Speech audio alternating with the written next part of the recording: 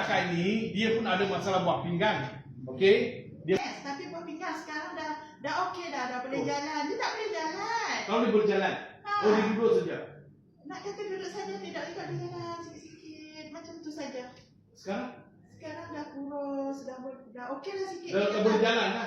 Itu yang saya datang. Sesiapa ada masalah buah pinggang, susah mau jalan ke apa, datang. Office dekat Raja Budak Patama saja. Kakak nampak beruban kawan dia datang. Kalau tak ada beruban, tak kena datang. Betul tak? 20 tahun kencing manis. Makan ubat 2000 mg. Okey? Cucu 40. Cucu insulin 40 unit 2 kali. 2 kali malam dan pagi. Kaki sudah kebas. Sudah ada masalah buah pinggang. Ya. Tak berapa belum tahu lagi lah. Kakak tak pasti. Tapi saya janji pada kakak, kalau kakak sudah dapat ikut cara saya dalam masa 1 bulan, yang insulin 40 unit boleh berhenti. 1 bulan. Dalam masa sebulan. Okey? Yang ubat 2000 mg boleh berhenti. Ada tulis cara dia, jangan tunjuk. Ini rahsia.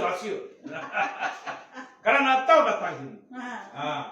Kencing 20 tahun ke 30 tahun ke apa kah boleh baik. Nak ambil lagi ke? Ya. Tunjuk dia orang sekarang pacar kakak berapa. Biar dia orang nampak. Okey, sekarang tengok muka kakak ni. Lepas 20 hari, atas 10 hari saya buat lagi satu video. Muka boleh jadi muda kerana 60 tahun nanti 20 hari anda tengoklah muka boleh jadi umur 40 tahun. Alamak. Confirm boleh jadi lah kan. Macam tu itu kakak yang tu kakak kan umur 63 tu. Sekarang sudah jadi muka macam 45 kan. Macam tu lah boleh jadi. Okey, rendah sangat gula. Pula? Rendah sangat. Tengok. Kita lah. Alamak, 19. Dia gendok lagi.